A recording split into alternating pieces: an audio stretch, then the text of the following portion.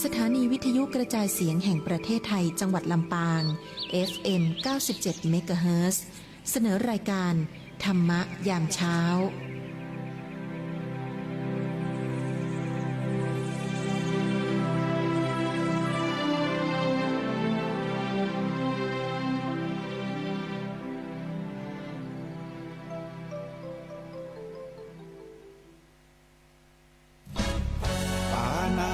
ปาตาเวรมณี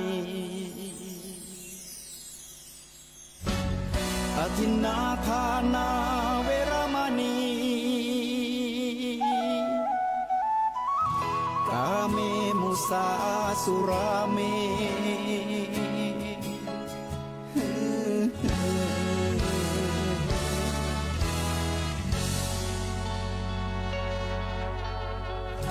ศีลคือข้อห้ามธรรมคือข้อให้พุทธองค์ตรัสไว้ชี้ทางใจให้ภาคเพียรเบญจศีลเบญจธรรมท่องจำสมัยเราเป็นนักเรียนธรรมะไม่เคยแปรเปลี่ยนแต่เรายังจำได้มาทวงคำมันหมู่บ้านศีลห้าคือเป็นพันธะชาวพุทธทุกคนทั่วไทยสำนักพุทธขับเคลื่อนธรรมจุดเทียนสว่างที่กลางหัวใจสังคมจะร่มเย็นได้ศีลธรรมในใจต้องมีเบญจศีลว่ายังไงไหนลองท่องมาข้อหนึ่งห้ามฆ่าสัตว์ข้อสองห้ามลักทรัพย์ข้อสามห้ามประพฤติผิดในกามข้อสี่ห้ามพูดเท็จข้อห้าห้ามดื่มสุราแล้วเบญจธรรมทั้งห้าว่าอย่างไรในบอกชัดๆอีกทีข้อหนึ่งเมตตากรุณาข้อสองสัมมาอาชีพข้อสามกามสังวรข้อสี่ต้องมีสัจจะข้อห้าสติสัมปชัญญะศีลห้าข้อทำห้าข้อทำใจทำได้สักข้อหรือยังมีศีลสุขล้ำมีธรรมสุขใจวอนพี่น้องไทยช่วยกันใส่ใจจริงจังยุคสมัยสื่อออนไลน์ทั้งโทษโจมตีใจเราทุกทางมีศีลมีธรรมเคียงข้างชีวิตพบทางสุขใจ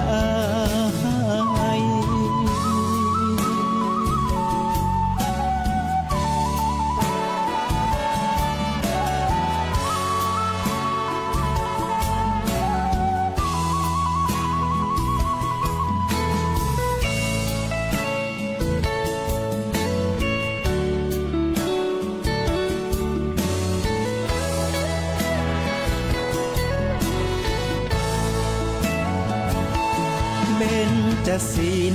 ว่ายังไงไหนลองท่องมา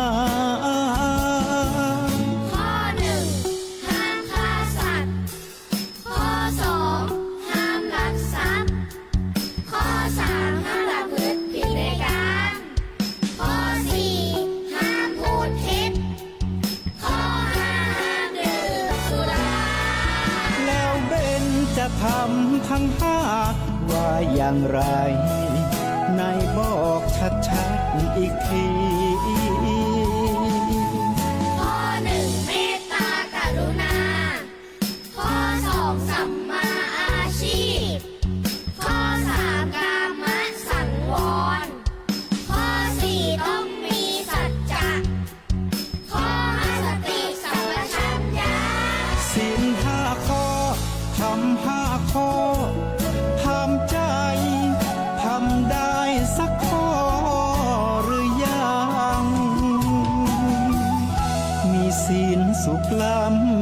ความสุขใจ วอนพี่น้องไทย ช่วยกันใส่ใจจริงจัง ยุคสมัยสื่อออนไลน์ ทั้งโทรโจมตีใจเราทุกทาง มีศีลมีธรรมเคียงข้าง ชีวิตพบทางสุขใจ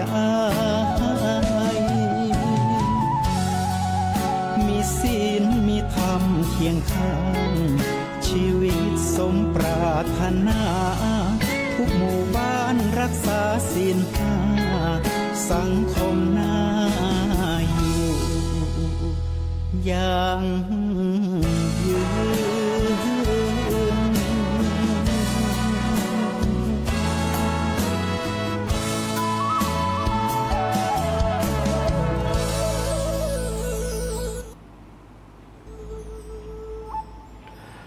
สัจธรรมน้อมนำมาคึดอย่างตินะลูกนั่งนอนนึกก้อยเสาะพอหาอย่างตีว่าแต่แม่นนักแม่นนะคนเฮาเกิดมาบ่ได้อยู่กำฟ้า กูคนต้องไปนะบำไว้บ่จ้าย้ำถึงเวลาปากันปิก พระธรรมคำสอนองค์อ่อนหือคิดจักเตือนสติหูเฮาเลยนะ มนุษย์เฮาในโลกนี้มักมีปัญหาสปะนาศึกษาหูแก่กิเลสลุ่มหลงกดโขงนะกันแกล้งถึงตียิงแตงเข็นฆ่า เข้าขอกคุกขังเร็ววันบ่จ้าบาปกรรมตีฆ่าหลงทันทำดีเข้าไว้ใส่ใจฮักกันนะกรรมสัจธรรมตัดบั่นสิ่งให้ละเลิกสิ่งให้ให้หมดเสียงไปแหละนายเฮยก็เจริญพรขอบคุณกับกำข่าวนะตั้งบ้านนะชมรมกล่าวหำกำเขือนะที่ได้ยกขึ้นมาเป็นอารัมภบทเบื้องต้น ในรายการธรรมะยามเจ้าเฮาในวันนี้นะก็ถือว่าเป็นวันศุกร์สุดสัปดาห์นะวันนี้ถือว่าเป็นวันศุกร์คนที่มีการมีงานก็จะได้พักผ่อนนะเจ้าให้เจ้านะเขาก็ไปตามปกติว่ามีวันหยุดพักหยุดผ่อนแต่ก็มีวันพักวันผ่อนแต่ละวันไปเนี่ยอิดก็พักกันอันนี้ก็คืองานแต่ละงานจะบ่เหมือนกันงานธรรมชาติไปตามอารมณ์ไปตามแหงของเขาเนี่ยเกษตรกรรมกสิกรรมไปบางคนก็อยู่กับเชิงธุรกิจอุตสาหกรรมไปก็ต้องดิ้นรนแข่งขันต่อสู้ในยุคปัจจุบันเฮาเนี่ยคนเฮาเนี่ยคนเฮาว่าบ่มีเงินก็ลำบากบ่มีเงินก็ซ้อกินลำบากเฮากึดกันไปเลยเป็นตีนักอกนักใจในการทำมาหากินกันในยุคปัจจุบันบ่ว่าจะเป็นละอ่อนรุ่นใหม่ๆจะต้องหีบต้องเห่งกันดิ้นรนกันต้องไปทำงานตามเวลา 8 โมงต้องเข้าทำงาน 4 โมงก็ต้องเลิก 5 โมงก็ต้องเลิกบางคนเขาได้เงินได้ก็ต่อโอไปครับนี่แหละก็คือการต้องการของคนเฮาแต่คนเฮาทั้งหลายเนี่ยที่อยู่กับตรงกับให้กับอยู่ไปตามธรรมชาติดิ้นรนกันไปก็อยู่รอดเหมือนกันก็อยู่แบบความยั่งยืนเฮาได้ความยั่งยืนทั้งชีวิตเฮาโดยความเฮาได้ความยั่งยืนทั้งการดำเนินชีวิตเฮาโดยชีวิตเฮากับการดำเนินชีวิตมันจะแตกต่างกันบางครั้งถึงมันจะบ่ได้ใส่สูทผูกไทยแต่มีความภาคภูมิใจในการอยู่การกินในการดำเนินชีวิตของแต่ละคนแต่ละท่านไปนี่แหละคือการดิ้นรนในการดำเนินชีวิตของแต่ละคนแต่ละท่านแต่ละวันไปเพราะฉะนั้นคณะสัทธาญาติโยมทั้งหลายที่อู้มานี่ถือว่าเป็นปัจจัยภายนอกเป็นสิ่งแวดล้อมภายนอกที่เราดิ้นรนกันไปแต่เราอย่าลืมว่าแต่ละวันเราจะต้องมีกำลังจิตกำลังใจเพื่อจะเป็นตัวสนับสนุนกำลังกายที่เราทำไป1อย่าไปประมาทจะไปประมาท2จะไปเบียดเบียน3จะไปละเมิด4รู้จักตัวตน5รู้จักการเจรจาอู้จากันศีล5นั่นแหละ นะว่ามีอย่างมากมายเลยการดำเนินชีวิตของคนเขาเนี่ยศีลห้าเนี่ยอย่างเพลงเป็นบอกไว้ตอนต้นตะกี้เนี่ยศีลห้าจะไปประมาทคนเฮาถ้าประมาทในวัยใหญ่มาก็มีความหู้คนเฮาถ้าประมาทในวัยรุ่นนะในวัยรุ่นก็เนี่ยคือการดำเนินชีวิตหันเหไปนะคนเฮาถ้าประมาทในวัยการทำงานก็จะลำบากเนี่ยอย่างก็บ่เป็นนะคนเฮาถ้าประมาทในวัยชราลงไปปุ๊บก็อย่างเงี้ยเฮาลืมตัวเฮาว่านี่แหละคือแฮงเฮาบ่ให้สู้ละบ่ไหวละต้องปล่อยวางต้องผ่อนไปคือคนหนุ่มๆเข้ามาเนี่ยการแต่ง เฮาก็บริหารภายในเฮาครึ่งชีวิต60เนี่ยเพิ่นปั่นไว้ให้มาเรียบร้อยเกษียณ60เนี่ยยามก่อน60แฮงเขามีหมดแฮงตุกแฮงต่ำแฮงยกแฮงหยังมีหมดแฮงต่อสู้แต่พอหลังจากนั้นมาโป๊บเขาก็ต้องปล่อยวางไปฝึกพลังภายในเขานักๆเพื่อจะต่อยอดไปแหมจนปุ่นน่ะ100 สาวน่ะบางคนอาจจะว่าโอ้100 สาวก็แบกสังขารไปหิ้มลมหิ้มตายนั่นเดี๋ยวก็เจ็บหัวเข่าเดี๋ยวก็เจ็บหัวเดี๋ยวก็เจ็บต้องไปกันหมดนะเรื่องนั้นมันเป็นปัจจัยธรรมดายามเป็นหนุ่มก่อน60เนี่ยเจ็บหยังก็กินยาก็หายทายาก็หายแต่พอแก่ตัวลงมาปุ๊บมันเริ่มสะสมเนี่ยปัจจัยต่างๆเจ็บหัวเข่านี่แหละเนี่ยอันนี้เป็นต้นเพราะภูมิต้านทานเขาจะลดลงไปความแข็งแกร่งเขาจะลดลงไปแต่มีอย่างหนึ่งก็คือเขาจะสร้างพลังจิตของเขาพลังแจ่มของมันแกร่งคือมันกล้าขึ้นมาเนี่ยอันนี้แหละถือว่าเป็นเรื่องสำคัญอย่างน้อยก็คือภายในต้องสะอาดภายในต้องสว่างภายในต้องสงบสะอาดภายในคืออย่างสะอาดภายในก็คือ1เนี่ยคือจิตเขาเนี่ยสดใสให้ได้เนี่ยบางทีมันมีปัญหาเข้ามาวุ่นวายกำจัดออกไปให้ได้สว่างก็คือปล่อยวางสิ่งต่างๆลงไปเนี่ยเรื่องอย่างที่มันเป็นให้เป็นห้อนก็คือใจสติสัมปชัญญะใช้ปัญญาพิจารณาเรื่องของส่วนรวมเรื่องของส่วนตัวเรื่องขององค์กรต่างๆเนี่ยมันต้องเอามาใส่ใจมันต้องว่านั่นว่าอยู่กับตัวเฮาได้มีกินมีอยู่กับตัวเฮาสบายที่สุดเนี่ยอันนี้เป็นต้นเนี่ยถ้าเฮาเปิ้นฮ้องว่าบ่ประมาทในการดำเนินชีวิตเฮาเนี่ยอันนี้เขาจะอยากให้ชีวิตเขาเนี่ยอยู่ได้สบายเนี่ยเจริญพรครับคณะสัตยาญาติโยมที่เข้ามาสู่รายการธรรมะยามเจ้าวันนี้หลายผู้หลายท่านเข้ามาเจ้านะเตรียมตัวตั้งหน้าดาวฟังกันเขานึกสภาพทรงกระแสจิตของเขาเป็นฌานคือได้คือเป็นญาณคือได้ฌานเนี่ยชอกระเชอนะญาณก็คือยอผู้หญิงญาณกับฌานจะแตกต่างกันฌานก็คือกระแสนะทุกคนทุกท่าน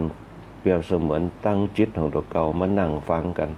นะนั่งฟังเตรียมตัวนั่งฟังธรรมะกันถ้าเขากึดได้จีปุ๊บจิตเขาจะตั้งมั่นนะพอจิตตั้งมั่นปุ๊บมันก็เป็นกระแสที่เขาจะสื่อหากันด้วยอารมณ์นะที่เขาฟังลงไปนะทุกคนทุกท่านที่ตั้งจิตตั้งใจกันมานะบางคนก็อยู่ตั้งซบปาดวะนะมันปอสมัครนะอยู่ซบปาดนะปอสมัครเนี่ยอยู่ศพปาดแม่หม้อฟังธรรมะมาเนี่ยหลายผู้หลายท่านแต่ที่เข้ามาสู่รายการธรรมะยามเจ้ามาเนี่ยบุญอยู่แม่หม้อบุญเนี่ยปะกันวันก่อนครับเนี่ยเปิ้นก็เป็นสารถีเนี่ยครับ4 ล้อเนี่ยทางบ้านเขาแต่ก่อนก็เคยนั่งรถเป็นประจำนะอันนี้ก็เป็นแฟนรายการธรรมะยามเจ้าเขาเนี่ยตั้งฌานกันมาให้ดีๆฌานของเขาจะต้องประกอบไปด้วย1ความสดใสเนี่ยความสดใสคือใดใจศีลเนี่ยเป็นตัวกำหนดสลัดออกไปคือใดว่า1เขาตุกเรื่องอย่างเนี่ยเขาคือยังทำงานเขาคือมันม่วนกับงานไปทำงานปล่อยวางได้กระจ่างบ่ได้กระจ่างไปตามนั้นแต่เขาก็ต้องกะให้ดีๆในการทำงานกะกำลังเขาให้ดีๆเนี่ยไปเนี่ยอย่างคนเฒ่าคนแก่เนี่ยใจวอกเกินเนี่ยเดินเนี่ยเขาก็ก่อยเนี่ยไปเนี่ยวันนี้เขาจะเนี่ยอย่างเขาจะเจ็ดขอบหน้าต่างเขาจะเจ็ดตู้ก็ก่อยเนี่ยไปเจ็ดบ้านเจ็ดอย่างเนี่ยไปพัฒนาไปเนี่ยอยู่กับธรรมชาติของเขาเนี่ยรักษาบ้านรักษาจองรักษาเงินเราคือมันสะอาดสดใสถึงเวลาปุ๊บก็เนี่ยกินไปก่อยเนี่ยไปนึ่งข้าวหุงข้าวไปทำกับข้าวกิน เนี่ยบางอย่างเขาทำด้วยตัวเก่าเขาเองเขาจะมีความสุขเนี่ยอันนี้แหละคือฌานคือกระแสเวลาเขาแก่ตัวลงมาปุ๊บเนี่ยอยู่กับตัวเขาได้ถ้าเขาอยู่กับตัวเก่าได้เนี่ยเขาจะรู้จักคุณค่าของชีวิตตัวเขาว่าหนึ่งเขาอยู่ไปตามธรรมชาติเมื่ออยู่ไปตามธรรมชาติปุ๊บเนี่ยมันก็อย่างเงี้ยเขาเนี่ยรู้จักสภาวะทั้งหลายนะในการอยู่นะจนในที่สุดปุ๊บมันก็ละของมันไปเองโดยอัตโนมัติของมันเนี่ยเนี่ยเขาเบาสบายทางที่จะไปน่ะคือทางที่ดีหมดนะอันนี้เป็นต้นเนี่ยคือมันสดใสคือได้เนี่ยคือมันสว่างคือได้เนี่ยมันต้องไปติดข้องมองใจเนี่ยโดยเฉพาะคนเฒ่าคนแก่เขาจะติดเรื่องลูกเรื่องทรัพย์สมบัติกลัวว่ามีไผสืบทอดอะไรเนี่ยเขาปล่อยวางไปจะเป็นจะได้ก็ตามเนี่ยเป็นธรรมชาติของมันเนี่ยขึ้นอยู่กับกรรมเนี่ยขึ้นอยู่กับเวรของมันเวรคือหน้าที่กรรมคือการกระทำนะปล่อยมันไปตามธรรมชาติของมันยิ่งเขากึดนักอะไรอย่างก็ตามที่เขากึดหามันไม่จะได้ตามที่เขากึดปล่อยมันไปเดี๋ยวมันก็มาของมันเองเนี่ยเหมือนกับที่เขาบ่ต้องการอะไรอย่างเนี่ยมันกัดปะเนี่ยบางทีเขาใครได้อย่างปุ๊บไปการเนี่ยเขาใครได้อย่างปุ๊บวันก่อนเขาใครได้นี่วันนี้มันยังมาปะอยู่วันเวลาเขาใครได้มันก็บอกปะเวลาเขาบอกใครได้มันปะมันถึงเป็นโบกกับลบกันไปเนี่ยสิ่งที่เขาบ่อยากปะมันกับปะสิ่งที่เขาอยากปะมันกับบ่ปะบ่อยากปะมันกับปะเนี่ยปะเนี่ยคือเจอนะครับคือเจอคือพบนะปะนี่มันจะปะหยางนะนั่นศรัทธาญาติโยมทั้งหลายเนี่ยบางอย่างเนี่ยสิ่งที่เขาบ่อยากให้เจอเนี่ยเขาก็เจอแต่เขาก็ปลงใจไปเหี้ยอย่างเขาบ่ถูกชะตากันเขาบ่อยากเจอพวกปล่อยวางไปเหี้ยทำใจไปเหี้ยนึกถึงหน้านึกถึงหลังนึกถึงอดีตปล่อยวางนั่นแหละคือคำว่าฐานที่เป็นเขาทำกันทำให้เขาปล่อยวางไปว่าบางเตี่ยเขากึดกับลูกกับเต้าคนนั้นบ่มาหาคนนี้บ่มาหาคนนี้พอปล่อยมันไปเหี้ยสร้างบารมีเขาไปติ๊กสร้างบารมีความสดใสของเขาสร้างบารมีความสงบของเขาความเป็นปกติมันบางอย่างเนี่ยถ้าเขาเนี่ยอย่างนักโป๊กเนี่ยสนใจเขานักโป๊กเนี่ยปมสร้างปมเด่นให้เขาก็เป็นปมด้อยปล่อยไปเดี๋ยวมันก็ตึงมาหาเขาเองเนี่ยบางสิ่งบางอย่างเนี่ยอันนี้เป็นต้นคณะศรัทธาญาติโยมทั้งหลายเนี่ยอันนี้ก็เจริญพรด้วยเนี่ยปารัตดาเขาก็เข้ามาแล้วนะอนุโมทนาตัวนะในบุญกุศลเขาสร้างฌานด้วยกันตรงนี้เป็นฌานนี่ถือว่าเป็นกระแสสำคัญมากยิ่งเขาแบบเนี้ยคืออย่างคือมันมาติดกับกระแสเขาปล่อยมันไปเป็นเส้นตรงเส้นดิ่งบุ่งไปเป้าหมายพลังเขาจะมีของมันเนี่ยถ้าเขามีความเชื่อในพลังภายในเนี่ยมันจะเนี่ยเขาต่อยอดไปได้นักพลังภายในเนี่ยเหมือนกับตะวานี่ได้อ่านข่าวตั้งแพทย์ต่างประเทศคนว่าชีวิตหลังความตายมันมีอยู่จริงเนี่ยแม้แต่พระพุทธเจ้าเขากับอัลเบิร์ตไอน์สไตน์อัลเบิร์ตไอน์สไตน์เป็นนักวิทยาศาสตร์คนว่าชีวิตหลังความตายมันมีเหมือนกับเขาอยู่บนโลกนี่เขามีตัวมีตนเขาได้พบปะกันแต่เขาไปสู่โลกปุ๊บเป็นโลกของจิตกับวิญญาณเขาจะต้องไปพบปะกันถ้าถึงเวลาปุ๊บเนี่ยไส้กรรมไส้เวรเขาก็มาพบปะกันขึ้นอยู่กับใครที่จะมีจิตตีคนเขาว่าพ้นสภาวะทั้งหลายเนี่ยที่เขาบักกึดนักที่เขาปล่อยวางที่เขาปลงได้ปุ๊บมันก็จะหู้จักกันมันมาสัมพันธ์กันในโลกนี้ปุ๊บที่อย่างเขาถึงหู้จักกันที่อย่างเขาถึงเข้ามาอยู่สังคมในสมาคมเดียวกันสิ่งเหล่านี้เป็นต้นเพราะฉะนั้นเนี่ยมันขึ้นอยู่กับ3ข้อนี่แหละความสดใสความปล่อยวางตีเนี่ยเขาบัดติดสังเกตว่าเขาบอกปล่อยวางปุ๊บเนี่ยเขาจำติ๊กเนี่ยมันก็อย่างเงี้ยเขาลืมติ๊กอย่างเช่นเขาเก็บของไปปุ๊บยิ่งสะสมนักปุ๊บนะมันจะลืมได้ง่ายดีเขาจะซื้อมาติ๊กอันนั้นก็ขำให้เพียงมาป้าใส่ปุ๊บโอ้เขาซื้อไว้แล้วนี่อันเนี้ยเป็นต้นเขาปล่อยวางไปเนี่ยเพิ่นห้องว่าสดใสปล่อยวางคำว่าทานเนี่ยมันเป็นการฝึกพฤติกรรมเขาหู้จักให้หู้จักปันมันก็จะเป็นพฤติกรรมเขาเหมือนกับคนเฒ่าแก่เขาในยุคสมัยก่อนหู้จักหู้จักปันแม้แต่อยู่ข้างบ้านเขาปุ๊บเขาก็ปันให้กันปันนั่นปันนี่ให้กันอันนี้คือเป็นลักษณะของคนเขาคือปันให้กันปันเข้าปันน้ำปันพักปันอย่างปันแห้งให้กันมีแห้งมีอย่างก็ไปจ่วยกัน ช่วยบ้านช่วยจ้องช่วยการช่วยงานนะช่วยกันปั่นกันเขาเรียกว่าให้โอกาสซึ่งกันและกันจนเป็นความละเอียดอ่อนเกิดขึ้นการฮื้อสิ่งของเนี่ยเป็นพฤติกรรมเนี่ยเขาเนี่ยละเอียดอ่อนนะคือแต่เขาต้องฮื้อด้วยปัญญาฮื้อด้วยกำลังของเขาจะไปฮื้อเกินกำลังนะฮื้อปอที่เขาฮื้อได้เนี่ยถ้าเขามีสติในการยับยั้งนี่แหละการให้นะมันจะเกิดผลกับเขาก็คืออานิสงส์แห่งทานะบารมีคนที่มีทานะบารมีอยู่ในตัวเนี่ยจะได้ความเมตตาบารมีตอบถึงจะมาได้โดยตรงก็คือด้วยจิตวิญญาณความรู้สึกด้วยสายตาเหมือนกับฮื้อของกับละออนฮื้อสตางค์ละออนจะดีใจความดีใจตรงนั้นปุ๊บมันจะไวเขา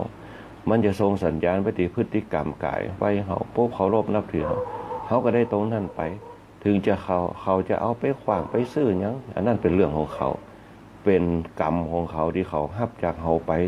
เนี่ยเขาฮื้อไปแล้วเขาได้กรรมดีแต่เขาไปทำกรรมดีเป็นเรื่องของเขาไม่ใช่เป็นเรื่องของเขาการให้เนี่ยที่ปนิบอกว่าให้แล้วเนี่ยให้เลย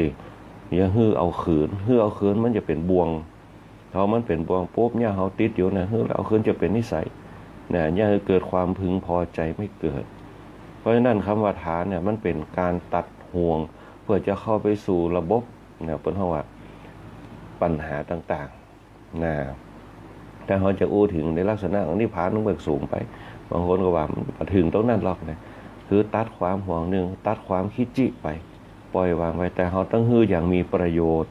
บางครั้งเป็นฮื้อมีประโยชน์นะบางครั้งเนี่ยฮื้อมีประโยชน์แล้วก็ฮื้อด้วยความศรัทธานะการให้นะการให้นะการทำจิตให้สะอาดการแบ่งปันจนในที่สุดปุ๊บความงอกงามขึ้นอยู่ในจิตของเราอยู่ในกายของเราเนี่ยเมื่อจิตของเขากับกายของเขาปุ๊บเนี่ยมันเกิดความสดใสมันเกิดความเบาสบายนั่นแหละคือภายในเขาสะอาดพอสะอาดปุ๊บมันจะสว่างอกสว่างใจสบายอกสบายใจแล้วก็มันจะสงบ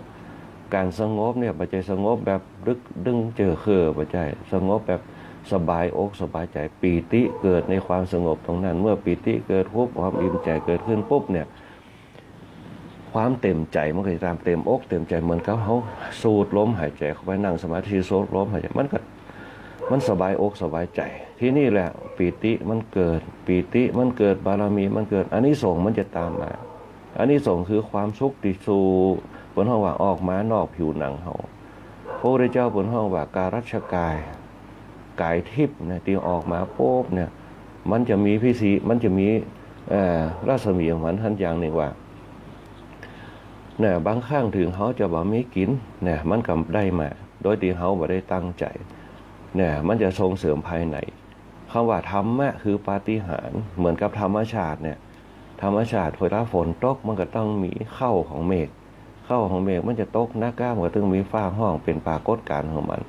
ธรรมะเนี่ยที่เขาปฏิบัติโยนเป็นธรรมชาติเขาปฏิบัติไปปุ๊บเขาจะเคยได้ต้องการเหมือนอิทธิฤทธิปาฏิหาริย์แบบว่าปุ๊บปั๊บได้มาปุ๊บรับตาในระเม็ดยืนมาเป็นตัวเดินไม่ใช่เนี่ยบางคนเนี่ยฮือฐานฮืออย่างไปปุ๊บเนี่ยอาตมาภาพมีโยมอยู่คนหนึ่งเปิ้นเป็นนักทำบุญนะเปิ้นเป็นโรคสปะโรคฮิสโตกของโรคเส้นเลือดแตกของเส้นเลือดฝอยแต่เปิ้นว่าเป็นอย่างเนี่ยเปิ้นเป็นคนนักทำบุญจากที่เปิ้นซอกเต้าซอกอย่างเริ่มจะหายดีขึ้นปกตินั่นแหละเปิ้นเฮาว่าจิตบ่มีขยะบ่มีความมักหมมเมื่อมีความมักหมมฮู้จักปลงปล่อยมันจะเป็นจะได้ปล่อยมันมันเป็นคือมันเป็นไปแต่เขาก็ต้องพัฒนาจะไปย่อท้อยิ่งเขานักอกนักใจเนี่ยซ้ำไปใหญ่การนักอกก็คือการทวงแต่ถ้าเขาปล่อยไปปล่อยไปตามปล่อยมันไปทุกอย่างจะเปลี่ยนคือมันเป็นกรรมเขาสร้างมาบ่ฮู้จากไหนปล่อยมันไปแล้วฮือใส่เว้นใส่กรรมไปปุ๊บนั่นแหละคือถ้าเขาปล่อยวางได้ปุ๊บอารมณ์ปล่อยวางมันจะเนี่ยเขาเบาพอเขาเบาปุ๊บมันสะอาดแล้วมันเบาเหมือนธรรมชาติถ้ามันสะอาดแล้วปุ๊บมันจะสดใสมันจะสดชื่นโอโซนมันจะเกิดโอโซนคืออย่างโอโซนคือเอโดฟินปกติความเป็นว่างความว่างเปล่าความเบาสบายตาเนี่ยจะเนี่ยเขาบนห้องว่างมันจะเนี่ยเขาเบาสบายเขาบ่ต้องไปติดว่าฮือไปแล้วปุ๊บฮือกับขอตานมันจะเอาไปเนี่ยจะได้ฮือกับหมาตัวนี้มาตัวนี้มาลูกเคี้ยนมาตัวนี้ปล่อยมันไปมันจะกินปล่อยมันกินเพื่อแผ่มันไป ไก่ตัวนี้มาซับกินบ่ต้องเอาโป่งไปยิงมันปล่อยมันกินไปเนี่ยบ้านข้างมาปุ๊บปล่อยมันกินเนี่ยเขาก็ต้องระมัดระวังเลยคนเขาในยุคปัจจุบันเนี่ย เกิดหมาเขาปนแถมบ้านมากินเข้ากันแล้วไปกินขยะมันแล้วมันเป็นอย่างขึ้นมาปุ๊บต้องระมัดระวังคือดีๆหน่อยเขาเอาตัวเขาไปก่อนเนี่ยอันนี้เป็นต้นนะต้องระมัดระวังเนี่ยอันนี้การแบ่งปันเนี่ยต่างๆเขาคือมันไปปุ๊บเนี่ยเนี่ยคือการให้ทานเหมือนกับลูกกับหลานตะกอนเนี่ยสมัยตะกอนปุ๊บเนี่ยนะอาตมาภาพเนี่ยมีแม่นะแม่เปิ้นจะสมัยตะกอนแม่เนี่ยเปิ้นจะเลี้ยงละอ่อนในหมู่บ้านนะเปิ้นจะเอาละอ่อนมาคือแม่เลี้ยงเป็นค่ายเหมือนโรงเรียนเปิ้นห้องว่าอย่างเนี่ยอนุบาลเลี้ยงละอ่อนในบ้านในท่านเนี่ยเปิ้นจะแปลงตู้ไว้เหี่ยเอาไม้เศร้ามาอันนี้ไว้เปิ้นก็อย่าละอ่อนมาฝากเฮียนกันแม่เจ้ามาพูดกับป้อนข้าวสอนก็ไก่ของเสื่อคือนอนกินข้าวปุ๊บนอนแม่แรงมากับแม่เปิ้นครับไปบ้านนะเวลามีอย่างกินปุ๊บมันก็ซ่อนให้กินลูกตัวเก่าได้กินยังไงคนอื่นก็ได้กินจานเนี่ยคือคำว่าฐานเนี่ยคนเฒ่าแก่เขาเนี่ยจะปั่นให้หมดเนี่ยแล้วมันจะเกิดความสุขว่าเขาได้เลี้ยงได้ดูเขาเนี่ยอันนี้เป็นต้นถึงเขาจะย้ำเฒ่าย้ำแก่เขามาพอมาอย่างครับเนี่ยกระจังมันปล่อยมันไปเขาจะได้อานิสงส์เนี่ยอาตมาภาพเห็นหลายคนน่ะที่เปิ้นฮือตานอานิสงส์คือเปิ้นอายุยืนคือความปล่อยวางเขาหันปุ๊บแล้วเขาเกิดความสุขใจเนี่ยทางวิทยาศาสตร์เปิ้นเอาเอนโดฟินเนี่ยเอนโดฟินเนี่ยสารแห่งความสุขมันเกิดมาจากอย่างเกิดมาจากความสุขที่อยู่ในจิตของเขาถ้าเป็นภาษาเราเปิ้นเอาโคโรฟิลทุกอย่างเห็นเป็นสีเขียวหมดสีเขียวเป็นเปิ้นว่าเป็นสารสร้างความสุขเนี่ยสร้างความสุขมันจะขจัดขยะออกไปสีเขียวๆเนี่ยพอแบบบนห้องว่ามันจะขจัดขยะออกไปเหมือนกับเขากินแกงหน่อไม้ใส่ก็ใบย่านางใบย่านางจะเป็นสีเขียวร้องต่ำเพราะว่าน่ะกินเพราะว่ามันจะเป็นเขียวแต่ตัวนี้แหละมันจะเป็นตัวเนี่ยคือบนห้องว่าเนี่ยที่โรคไขข้อเอ็นไซม์อย่างต่างๆที่มันติดเนี่ยที่ติดหัวเขาติดคอเขาเนี่ยจะมาได้กึดมาตันเนี่ยมันจะมันจะสะสมเนี่ยที่เนี่ยเขาเจ็บหัวเข่าเนี่ยเป็นต้นเนี่ยคือโรคเก้ามันเกิดขึ้นกับกระดูกเขาเนี่ยลักษณะเดียวกันคณะสัตยาติโยมทั้งหลายมันจะขจัดออกไปเนี่ยนี่แหละเพิ่นห้องว่าการสร้างเพิ่นห้องว่าการสร้างจิตการสร้างใจตัวเก่าแล้วก็การสร้างกายตัวเก่าด้วยความสว่างตั้งไหนมันจะขจัดสิ่งเหล่านั้นออกไปนะแล้วในที่สุดปุ๊บเนี่ยมันก็เนี่ยเขามีความสุขถึงเขาจะแก่ปุ๊บเนี่ยมันก็มีความสุขเนี่ยพลังทั้งสามอย่างเป็นพื้นฐานนะพลังแห่งความพื้นฐานมันจะเนี่ยคือเขาเกิดเนี่ยพลังความเชื่อมั่นในจิตในจะอยู่ไปแต่ว่าปะยายเนี่ย จำชื่อเพิ่นบ่ได้เปิ้นขับรถเก่งว่านะอายุ80ปลายขับรถเก่งได้ของมากเนี่ยได้ของมากเปิ้นมาซื้อผลไม้ที่หน้าโรงเรียนครับได้ของมาเพราะว่าโอ้ยอมรับเลยคนเฒ่าเฮาเนี่ยสุขภาพจิตเนี่ยเป็นเรื่องสำคัญมากนะแต่ถ้าเราต่อยอดได้ปุ๊บมันจะเป็นพลังเฮาที่สำคัญที่สุดคือ1พลังที่มันจะเกิดขึ้นกับสิ่งที่เราทำเนี่ยเขาบ่ต้องกลัวว่ามันจะบ่เกิดกับตัวเขามันเกิดกับตัวเขาแน่นอนอย่างเช่นศีลทานภาวนาเนี่ยมันเกิดพลังแห่งความเชื่อมั่นบางทีเขาบ่ฮู้ด้วยซ้ำว่ามันเกิดพลังความเชื่อมั่นบันไดจะใดเนี่ยศีลทานภาวนาความเชื่อมั่นมันจะเกิดมันเป็นธรรมะมันเป็นธรรมชาติของมันสิ่งที่เขาทำด้วยความตั้งใจเนี่ยสิ่งที่เขาทำด้วยความบริสุทธิ์ใจสิ่งที่เขาได้ทำด้วยความเต็มใจเนี่ยมันอยู่ในศีลทานภาวนามันจะเกิดพลังความเชื่อมั่นเนี่ยมันจะเกิดทั้งภายในและภายนอกความเชื่อมั่นภายนอกเปิ้นห้องว่าศรัทธาพละความเชื่อมั่นในภายในเปิ้นห้องว่าอินทรีย์พละสองอย่างนี้จะไปกู่กันมันจะเนี่ยให้เกิดเปิ้นห้องว่าพลังแห่งความกล้าหาญพลังแห่งความกล้าหาญในธรรมะเปิ้นห้องเวสารัชชะกรณธรรมเพราะฉะนั้นจึงบ่แปลกใจเลยว่าเวลาย้ำเป็นละอ่อนน่ะเขาจะสังเกตว่าเปื้อนรุ่นเดียวกับเขาโป้นบางคนนี่ขี้หมูโป่งเหี้ยเหมือนกับบ่มีแห้งเนี่ยเหมือนกับเป็นขี้แย้เนี่ยแต่ใหญ่มาปุ๊บเนี่ยเป็นคนหลังใหญ่หลังสูงทำงานแข็งแรงเนี่ยเป็นผู้นำเป็นอย่างมันก็แปลก เนี่ยมันอยู่ที่เนี่ยมันอยู่ที่พลังความเชื่อมั่นแล้วว่าพลังความกล้าหาญมันเป็นธรรมะเป็นธรรมชาติเนี่ยว่าพระพุทธเจ้าสอนเป็นแนวทางมาเลยเนี่ยคนเขาถ้ามีศีลมีทานมีภาวนาเนี่ยบ่ต้องไปท้อแท้บ่ต้องไปท้อถอย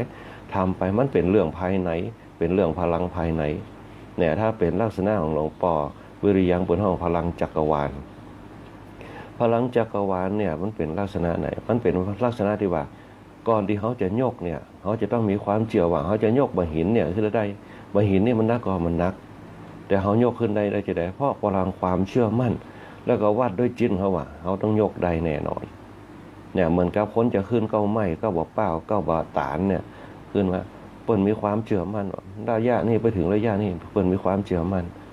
เพราะเปิ้นก็ถึงขึ้นได้แล้วบวกกับพลังความเชื่อมั่นเปิ้นเฮาศรัทธาพระอินทรีย์พระภายในพระขึ้นได้ปุ๊บ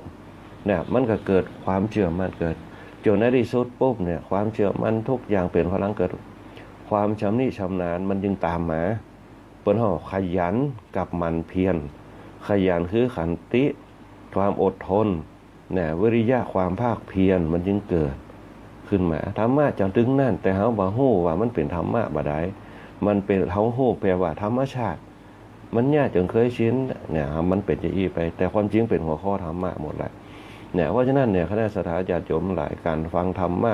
เนี่ยอย่างเช่นทุกคนทุกท่านฟังธรรมะอยู่นะหนึ่งเขาได้อย่างได้กระแสบางคนเขาได้กระแสแบบไหนกระแสเหมือนกับมือถือเนี่ยถามว่ามันบ่มีสายแต่มันไปโทรไปทั่วโลกเลยเพราะมันเปิ้นก็คัดลอกมาจากจิตของเขานี่แหละที่สื่อไปหากันเนี่ยเหมือนกับที่เขาเอากระป๋องนมมาต่อสายเจือกเนี่ยอูกันมันก็ได้ยินแต่อันนี้มันบ่มีแต่จิตคือความรู้สึกเหมือนกับเขารู้สึกฮือของกับลูกปุ๊บเนี่ยฮือของลูกมันสบายมันมันดีใจปอฮือตังแม่ฮือตังเขาก็มีความสุขเนี่ยกับมันนี่แหละเป็นห้องกระแสเขาเรียกว่าฌานเนี่ยฌานจะมีพลังได้จะต้องมีความสะอาดความเบาก็คือฐานเนี่ยความสดใสความสะอาด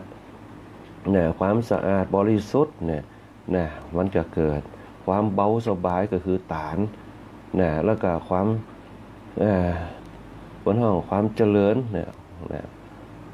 ความเจริญเนี่ยมันจึงจะเกิดขึ้นตามมาแล้วเนี่ยมันก็ยกระดับ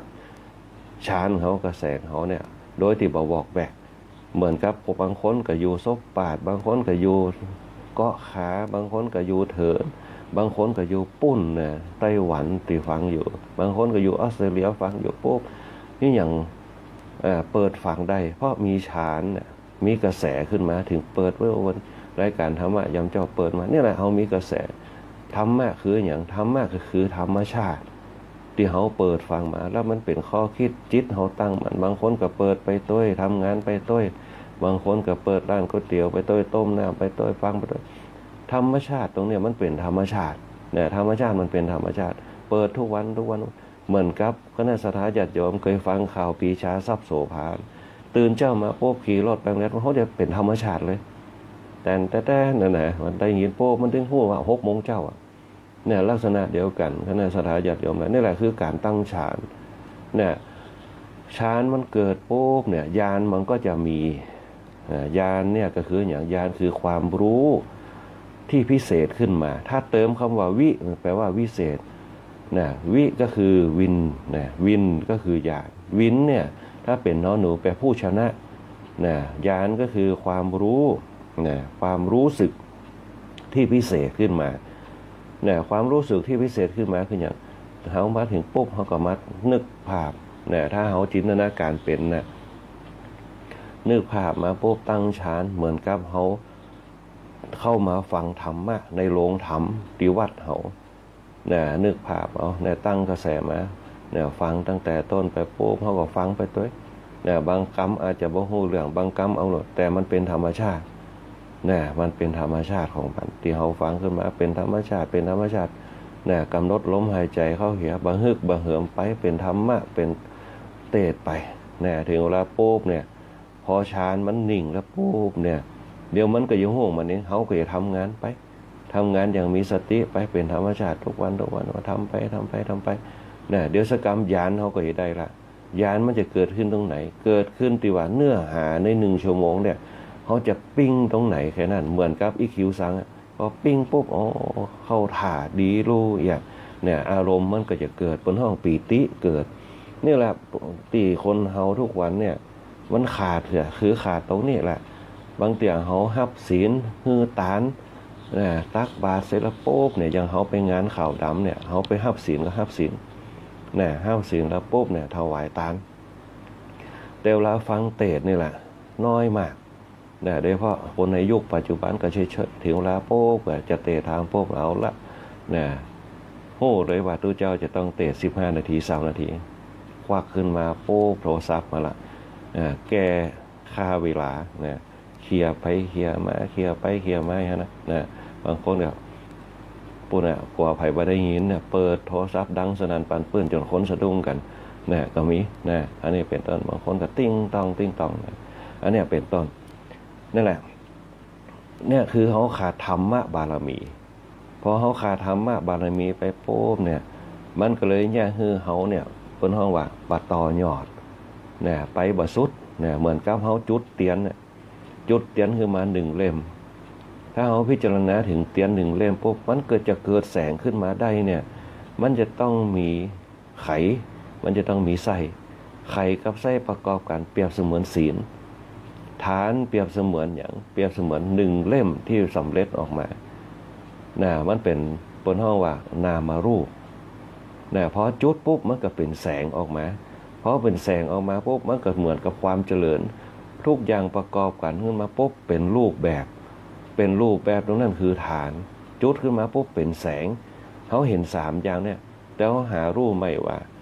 ในแสงนั่นแหละที่อย่างพอไกลๆมันถึงหันว่าเป็นแสงก่อนมันจะมาเป็นแสงนะมันมีอย่างพอมันมีสีของมันแสงเนี่ยมันเกิดมาจากสีทั้ง7 สีเนี่ยรวมตัวกันเป็นแสงขึ้นมาเนี่ยเขาลืมคำว่าสีลงนั่นไป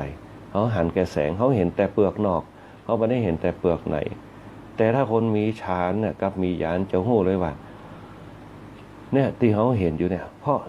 สีรวมกันให้เกิดแสงเนี่ยเป็นห้องธรรมะธรรมะก็คืออย่างธรรมะก็คือข้อคิดเนี่ยหลักการและเหตุผลเนี่ยที่พระพุทธเจ้าสอนเอาไว้นะคนมีธรรมะปุ๊บจะมีหลักการและเหตุผลดังเช่นอริยสัจ 4เนี่ยพอมีอริยสัจ 4ปุ๊บเนี่ยมันจะก้าวไปหามรรค 8เนี่ยพอคนเขามีเหตุผลแล้วปุ๊บเนี่ยมันจะเป็นคนที่มี1 วิสัยทัศน์สัมมาทิฏฐิสัมมาทิฏฐิจะมีเลยเกิดขึ้นมาคนฟังธรรมะปุ๊บจะมีสัมมาจะคิดดีทำดีพูดดีตามมาสัมมาทิฏฐิสัมมาสังกัปปะก็จะเป็นคนกึศดีเนี่ยตอนแรกวิสัยทัศน์เนี่ยเห็นดีเนาะสัมมาทิฏฐิเห็นดีเห็นงามเห็นชอบเนี่ยแต่ถ้ารวมตัวเป็นวิสัยทัศน์เห็นชอบปุ๊บมองการไกลสัมมาทิฏฐิสัมมาสังกัปปะเนี่ยกำกึศดีเนี่ยอันนี้2 ข้อแรกมันมีอยู่8 ข้อสัมมาทิฏฐิสัมมาสังกัปปะสัมมากัมมันตะสัมมาอาชีวะสัมมาสติสัมมาสมาธิจนไปถึงสัมมาสมาธิเลยเนี่ยแหละเป็นห้องว่าคนที่ฟังธรรมะแล้วเกิดมรรค 8เนี่ยคนนั่นแหละจะมีความเจริญงอกงามในเรื่องกายแล้วก็จิตใจเข้าไปสู่ศีลสมาธิปัญญาได้เข้มแข็งได้เข้มแข็งแล้วก็ได้ชัดเจนมากขึ้นคณะสัตยาญาติโยมเจริญพรกับคณะสัตยาญาติโยมกูคนตัวอารัมภบทปูธรรมะเบื้องต้นให้กับคณะสัตยาญาติโยมได้ยินได้ฟังกันในธรรมะยามเจ้านี่ก็ต้องขอเจริญพรขอบคุณครับหลายผู้หลายท่านที่เข้ามาสู่รายการธรรมะยามเจ้าในวันนี้บ่ว่าจะเป็นต่างคณะสงฆ์เฮา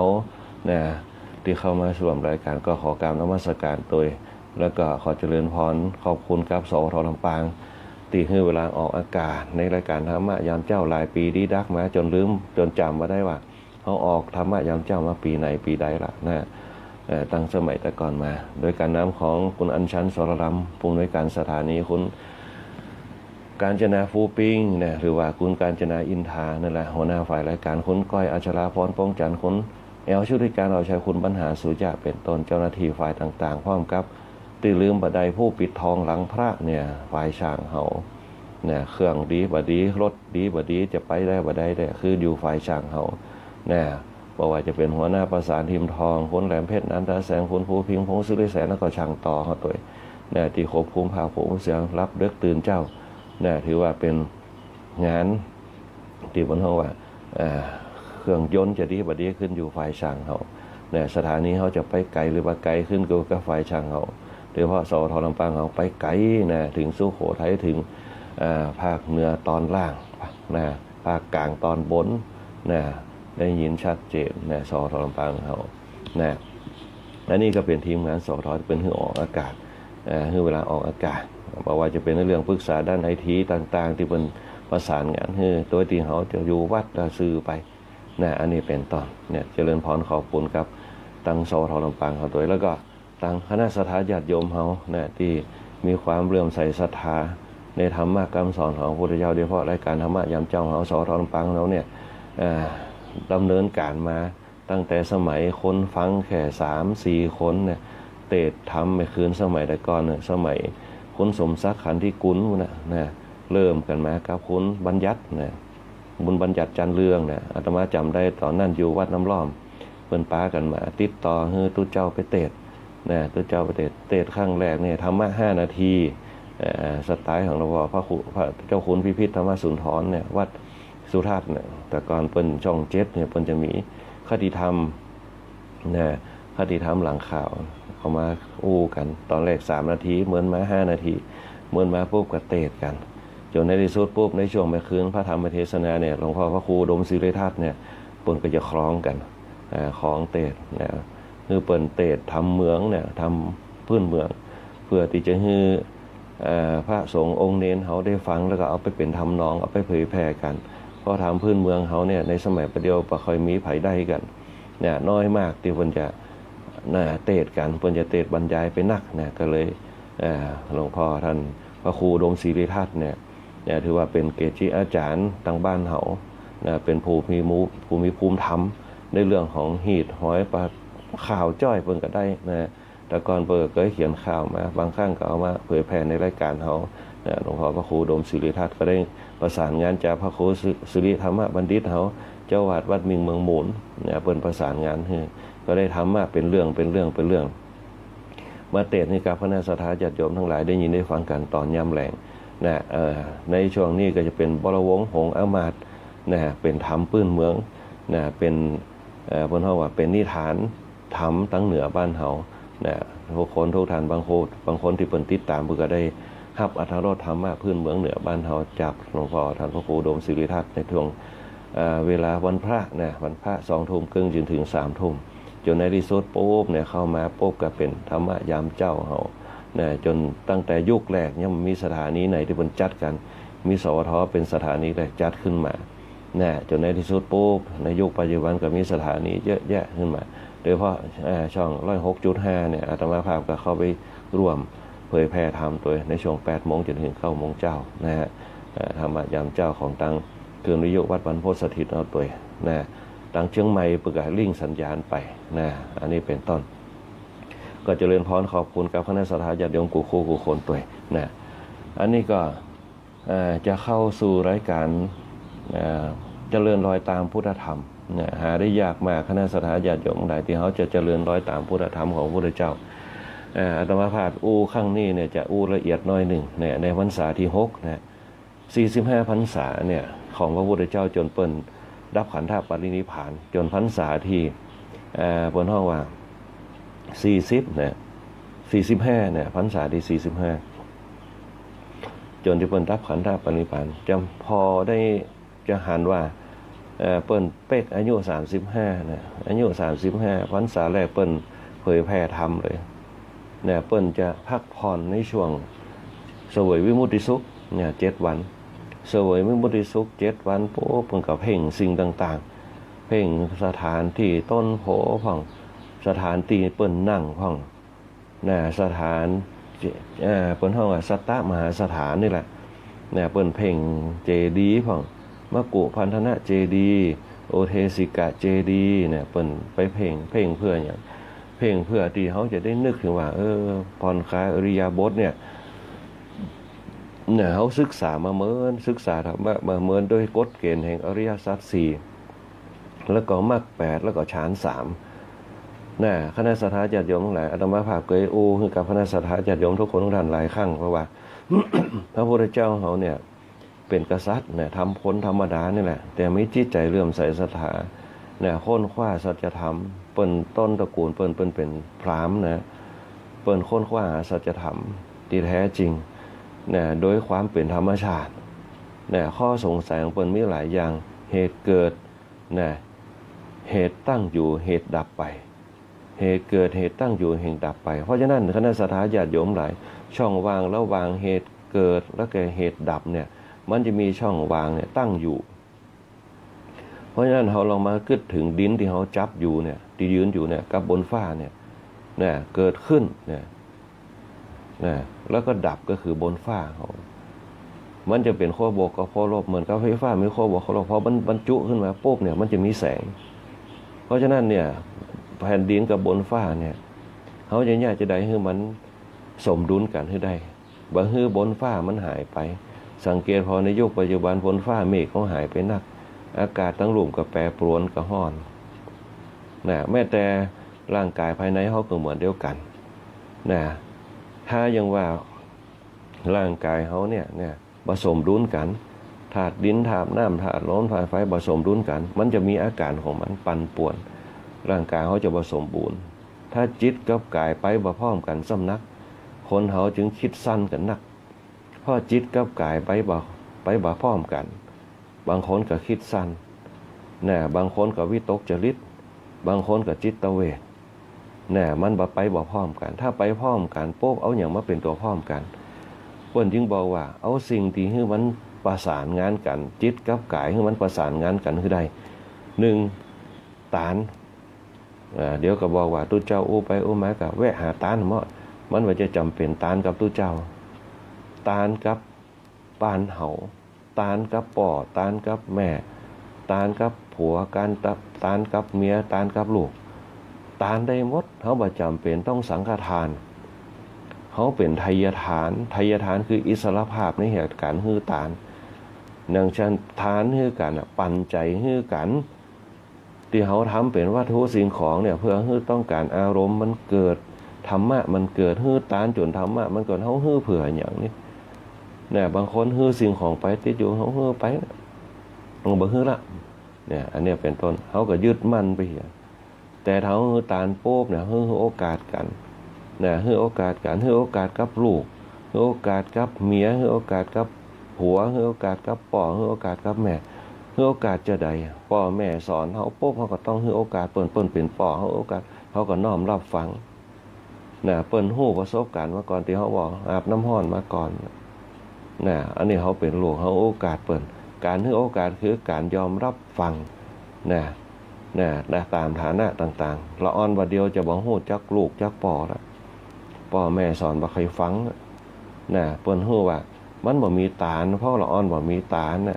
ตาลคือหยังคือการให้การแบ่งการปันละอ่อนบ่เดียวมันก็เลยให้ไปทำไมถวายไปเนี่ยหยังตาลไปเนี่ยหยังเอาของไปให้พระทำไมแต่ว่าเวลาเอาของฮื้อสุนัขฮื้อไก่ละอ่อนมันต้องฮื้อได้มันก็เกิดข้อแตกต่างละให้เพราะอะไรให้ฮื้อสัตว์เพราะอย่างสงสารมันไม่ได้กินเขาไปคิดถึงว่าเรื่องกินแต่เขาต้องสอนลูกว่าไปหาพระเพื่ออย่างไว้ถวายเพื่ออย่างลูกมันก็บอกเอาไปอาหารไปให้พระกลัวพระไม่ได้กินการฮื้อทานตรงนั้นคือการแบ่งปันการแบ่งปันด้วยอารมณ์ความรู้สึกต่างๆเพราะฉะนั้นการฮื้อทานกับพระสงฆ์เนี่ยเขาจะมีคำกล่าวเพื่ออย่างฮื้อใจเขาน้อมไปฮื้อใจเขาละเอียดฮื้อตั้งฮื้อพร้อม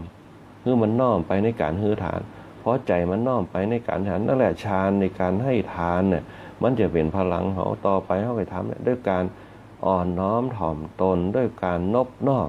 ถือจิตฮื้อละเอียดเปิ้นจึงมีคำว่านะโมคือความนอบน้อมพระพุทธเจ้าตั้งเป็นธรรมบาลีข้อแรกนะโมคือความนอบน้อมเขาเนี่ยอย่างด้วยความนอบน้อมด้วยการให้ทรงกันมันจะเป็นความรู้สึกที่เป็นจิตวิญญาณนี่แหละเป้าหมายเลยคณะสัตยาญาติโยมเพราะฉะนั้นเนี่ยอันนี้ต้องเป็นพื้นฐานเขา เนี่ยคณะศรัทธาญาติโยมกันเข้ามาถึงเนื้อหาสาระธรรมเลยครับเพื่อเป็นการเสียเวลาเหลือเวลา10 นาทีนะเขาก่อนเขาอู้ไปถึงเรื่องของนรกทั้งหมดทั้งมวลเนี่ยนรกหลุมใหญ่มีอยู่8เนี่ยหลุมบริวารมีอยู่16หลุมย่อยมีอยู่136ทุกตีเนี่ยจะมีการลงโทษลงทันกันจะมีเจ้าหน้าที่คือเนี่ยยมราชยมพบาลพญายมจะมีตามหน้าที่เหมือนกับเรือนจำอ่ะจะเป็นจำลองมาจากเรือนจำการลงโทษอย่างต่างๆแล้วมนุษย์เขาจะมีเรือนจำเนี่ยกรรมกระบองกรรมอย่างควบคุมไปลงโทษด้วยแท้ด้วยอย่างในนรกก็เหมือนกันในเรื่องของนรกส่วนใหญ่จะค่ายขึงกับคุกตารางการลงโทษลงทันนักโทษในสมัยโบราณที่เขาเคยหันสมัยแต่ก่อนที่มีเขี้ยนหลังอ่ะเนี่ยที่เขาในสมัยนั้นแต่ถ้ามาเป็นบาเดียวโป๊บเขาจะมีสิทธิส่วนบุคคลเขี้ยนอย่างต่างๆคนเขาก็เลยได้สิทธิตรงนั้นเยอะนะจะเนี่ยยังก็ได้สิทธิมันนะในสมัยนั้นเป็นห้องว่ากรรมกรนะนักโทษสมัยโบราณที่โดนลงทันเป็นห้องกรรมกรเนี่ยกรรมกรเนี่ยมันก็แผงมาจากกรรมกรตรงนั้นน่ะที่เขาทำงานนักเนี่ยนะที่แบกหามต่างๆกรรมกรเนี่ยเป็นห้องว่าการกระทำกรรมนะกรรมกรกรแปลว่าการกระทำกรรมะก็คือการงานก็คือกรรมนะแปลว่การกระทำกรรมนะกรรมกรนะการกระทำกรรมหมายถึงการลงทันนะการลงทันนะการลงทันแสดงว่ามี32อย่างด้วยกันนะอันหนึ่งเนี่ยบนห้องว่าโบยด้วยแส้โบยด้วยหวายอันที่2ตีด้วยกระบองเนี่ยเขาเคยหันเรือนจำนะผู้คุมมันจะมีกระบองอยู่เนี่ยตัดมือตัดเท้าตัดทั้งมือทั้งเท้าตัดหูตัดจมูกตัดทั้งหูทั้งจมูกเนี่ยลงทันโดยวิธีการเนี่ยเคี่ยวหม้อน้ำส้มไปเนี่ยเคี่ยวหม้อน้ำส้มเอาไว้คือเดือดพร่านโป๊มเนี่ยแล้วก็เอากิมเนี่ยเอาอันนี้ปากเนี่ยตักใส่เคี่ยวหม้อน้ำส้มไปกอกใส่ปากลงไปนะอันนี้เป็นต้นแล้วก็อีกอันหนึ่งก็คือคอดสังคือจะใดเนี่ยการลงโทษในสมัยแต่ก่อนเนี่ยเขาเคยหันที่เป็นหนีบมือหนีบอย่างเนี่ยคอดสังอันนี้เป็นกรีดหนังเนี่ยกรีดหนังแล้วก็ตัดเนี่ยกำหนดเอาไว้นะกรีดหนังกำหนดตรงจอนตีหูเนี่ยทั้งสองนะแล้วก็มาตึกหลุมคอกรีดหนังนะแล้วก็ตัดมาตึกหลุมคอแล้วก็รวบผมทั้งหมดเข้าหากันพับด้วยท่อนไม้ทะลกหนังขึ้นนะขึ้นมันหลุดขึ้นไปพร้อมกับผมนะมัดจุกผมไปตรงบนก่อนแล้วก็กรีดหนังมาเป็นเส้นมาตัดตีตัดขอเนี่ยแล้วปีนหนังขึ้นมามัดกับมวยผมนะฮื้อจนหัวฮื้อเป็นเท่าว่าฮื้อจนหัวหันหัวกะโหลกเนี่ยขาวๆแล้วก็คัดเนี่ยโดยสายหยาบเนี่ยคัดโดยสายฟังแล้วดูโหดร้ายมากนะในนรกเนี่ยวิธีการลงทัน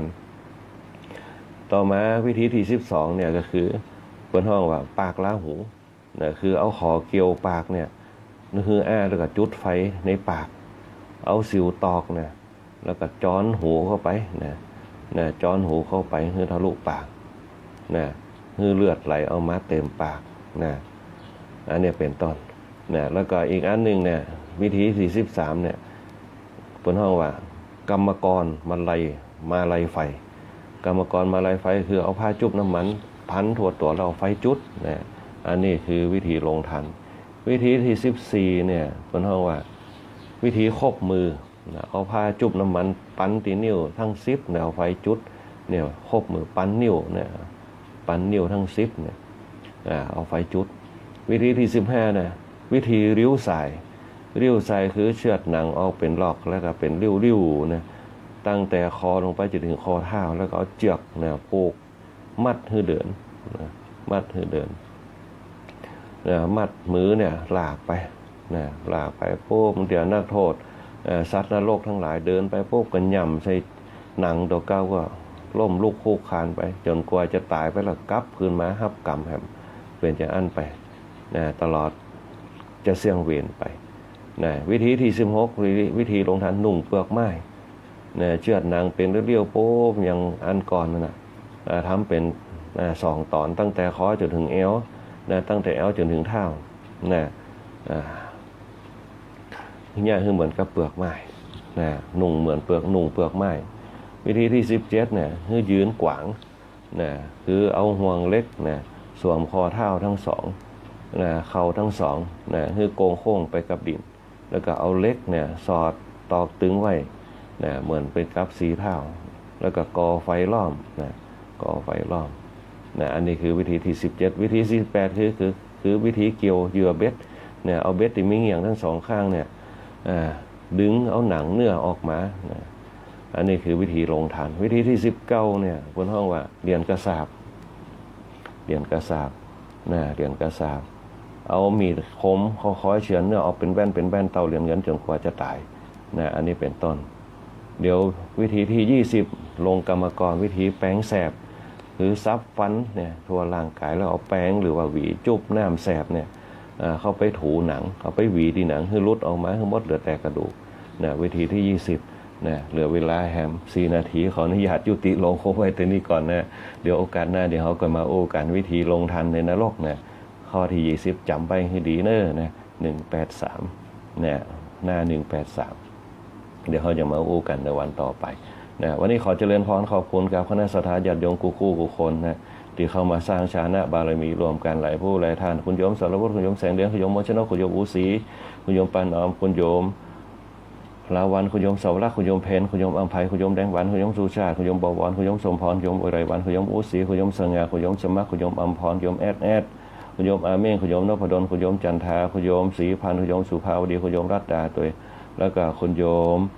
ธนชาคุณโยมล่าคุณโยมเอราวัณคุณโยมดาราสินเจียนสุรินะคุณโยมกัญญาคุณโยมจันฟองคุณโยมนวลศรีคุณโยมมิชิโกโดยคุณโยมวันดีคุณโยมกัญจนาคุณโยมโชคดีมีความสุขคุณโยมเอกสิทธิ์นะก็ขออนุโมทนากับทุกคนทุกท่านตัวตีตื่นเจ้าขึ้นมาฟังรายการธรรมะยามเจ้าตั้งสอทองลำปางของเขาโยมทีบาบิลอนตัวคุณโยมแม่ถนอมตัวคุณโยมสุภาพรโยมโนภรัตน์ตัวนะที่เขามารวมสร้างบารมีธรรมรวมกันนะคุณโยมต่อตัวนะดีเจต่อช่างต่อเขานะคุณโยมมะลิแก้วคุณโยมลากเข็มจิราคุณโยมยงยุทธตัวคุณโยมสารวุฒิคุณโยมนพดลคุณโยมเอราวัณคุณโยมสง่าคุณโยมกัญญาคุณโยมมนเที่ยงคุณโยมนพรัตน์ตัวแล้วก็คุณโยมลักษินาตั้งประเทศออสเตรเลียที่ฟังรายการธรรมะยามเจ้าอยู่คุณโยมธนชาคุณโยมอัมพันธ์คุณโยมบวรคุณโยมสุภาวดีคุณโยมแม่ถนอมคุณโยมอุศรีคุณโยมเสาวรักษ์คุณโยมสมสายคุณโยมวิชิโกคุณโยมชูสมรคุณโยมแสงเดือนคุณโยมทีบาบิลอนคุณโยมพรคุณโยมแม่วินิตคุณโยมลาวันคุณโยมปานองคุณโยมมาโนคุณโยมรัตดาคุณโยมโชคดีมีความสุขคุณโยมอาเมฆคุณโยมข้าวหอมคุณโยมเอกศิษย์คุณโยมแดงหวานคุณโยมบญชนกคุณโยมสุภาพรคุณโยมนวลศรีคุณโยมสุภาพรตัวตุปีติคามโนพิโคตุพิอภินันโถพิโคพระครูวิทักษ์วริยานพระครูวิจารณ์วรการคุณแม่สุรีตังบ้านตรงหัวจ้างตัวคุณโยมแม่บัวไข่ตังบ้านตรงหัวจ้างคุณโยมแม่สลวยตังบ้านทัตริยาตัวคุณโยมแม่ปินเพชรตังบ้านมอนหินแก้วตัวนะป้าบัวไข่ตังบ้านวังเป้านะที่เข้ามาสู่รายการธรรมะยามเจ้าเฮาคุณโยมแม่เผือกตัวบ้านบางป้าบ้านศาสตร์นะแล้วก็โยมศิมตังบ้านนาแก้วนะคุณบ้านสงแควนะที่ฟังรายการธรรมะยามเจ้าอยู่ตาเลยป้าติ๋มนะบ้านกำแพงเมืองตัวนะฮะวันนี้เวลาหมดเวลาตมาภาพโอยบุญปริยัติตยากรพร้อมกับช่างต่อวัติร้อยตีอาทิตย์วันณบริควบภูมิผ่าผมเสียงขอเจริญพรลากับคณะสัตยาญาติโยมทั้งหลายกูคนไปพร้อมกับคุณโยมใจแดงแต่วันนี้ขอความสุขความเจริญจงมีแด่คณะสัตยาญาติโยมทั้งหลายของคณะสัตยาญาติโยมกูคนจงมีแต่ความสุขความเจริญมีอายุวรรณะสุขะพละปฏิภาณธนสารสมบัติหิมากล้าขึ้นกล้าแม่นขายหมานมีโจกมีลาภปราบแป้ค้าศึกศัตรูต่างๆทุกคนทุกท่านด้วยเทินก็ขอเจริญพรติดตามรับฟังรายการธรรมะยามเช้าได้ใหม่ในวันและเวลาเดียวกันนี้ทางสถานีวิทยุกระจายเสียงแห่งประเทศไทยจังหวัดลำปาง FM 97 เมกะเฮิรตซ์